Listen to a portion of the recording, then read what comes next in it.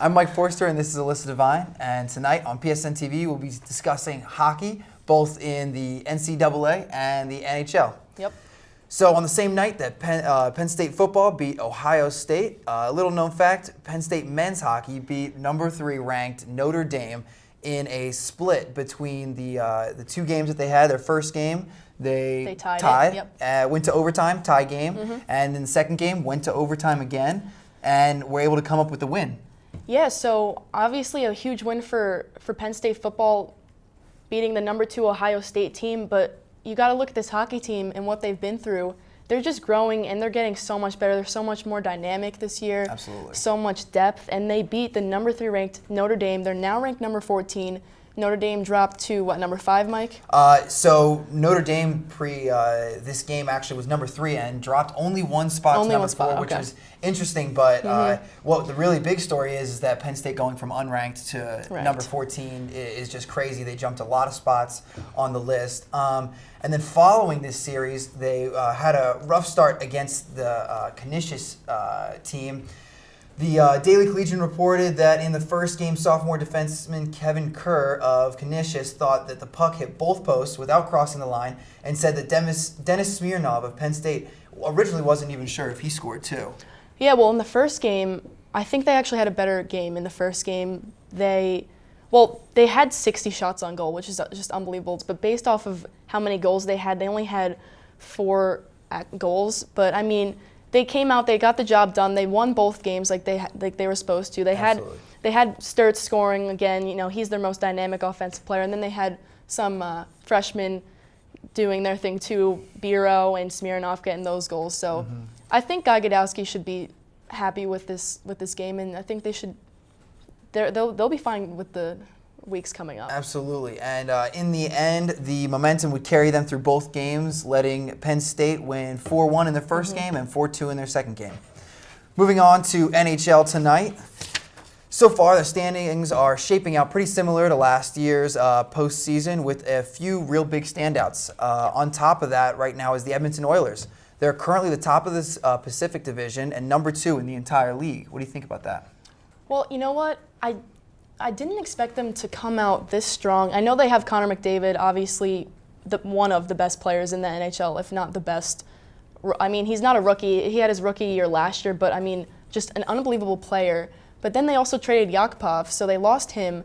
They have Cam Talbot in net, who's a pretty good goaltender for them, but I really wasn't expecting them, because of the competition that they have in the West, I wasn't expecting them to come out on top so soon. Absolutely. I think one of the biggest acquisitions they had to go along with McDavid was Milan Lucic. Absolutely. Well, he's a physical guy. He's a physical grinder. Yeah. He gets down in the corners, he works it, and he really knows how to come up with assists. Right now, Milan Lucic with 7 points on the season and also a +7. And but Connor I think McDavid, they did pay him too much, though. Absolutely. I mean, They really wanted him on this team to help accent, I think, McDavid as a goal scorer. But, I mean, they either have to get in the playoffs this year with the amount of money they paid him, or get something going in these next couple of years. Yeah, absolutely, absolutely. Yeah, Connor McDavid right now with 5 goals and 7 assists at a +8. Yeah. And Lucic at a +7. It really just kind of speaks volumes to the way they're playing together and why Edmonton has really taken the top spot in the Pacific Division. And right now, one of the biggest stories in the NHL, coming out of Hockey Fights Cancer Month, Craig Anderson's wife was actually diagnosed with cancer, and in his following game gets his first shutout of his season, which is just so big. What an emotional game.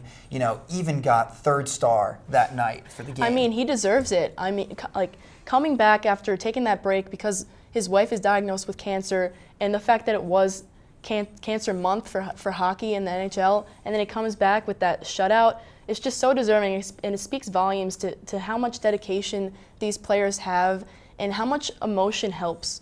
I mean, the Rangers, when they had that playoff run, and when St. Louis, when his mom passed away, I think that's really what took him to the Stanley Cup final. And then you have you have Craig Anderson, his wife, getting diagnosed with cancer. I mean, that's huge, and I think that emotion really helped him get that shutout. Absolutely. And this game even coming against the #1 in the Pacific Oilers, Yep. really with some deadly shooters. They had some really close calls, a lot of big saves. Shutting out Connor McDavid, Yeah, it's hard to do. It's hard to do. It's hard to do. And, you know, what's really happening that was unseen in the Western Conference completely, a lot of teams like Anaheim, Los Angeles, Dallas, and even Nashville that were seen as some of the best teams in the West are at the bottom of the standings. Yeah, I mean, all of these teams, I think, besides LA, made the playoffs last year, and they were the toughest teams, especially Dallas last year and Anaheim. They had a rough start last year, but they came out on top again in the West, and you know, it speaks volumes to these younger teams getting more experience. We have Calgary now doing well, Winnipeg, even Vancouver playing well. So, absolutely, you know, it's going to be interesting to see if these younger teams and these teams that haven't made the playoffs can maybe make a run for it this year. So. Yeah, actually, all of those teams all made the playoffs, and you know, really leaving the door open for these new teams.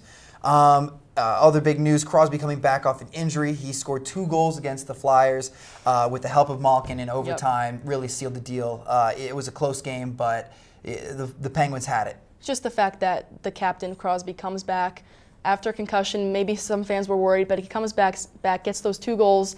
Shouldn't be worried. I mean, it's the same old Crosby. And the Penguins, they're returning pretty much the same exact team that they won the Cup with, besides Ben Lovejoy, who was sent to another team because they couldn't keep him. But I mean, this Penguins team, they're dangerous again this year too. Hey, if it ain't broke, don't fix it.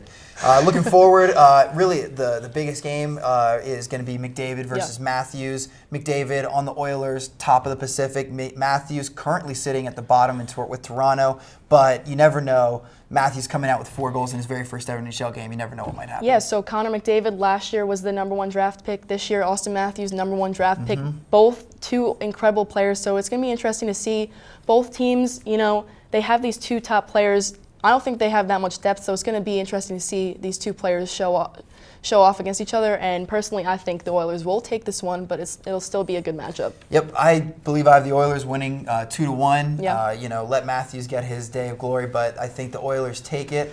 And that's all we have tonight for Hockey Night.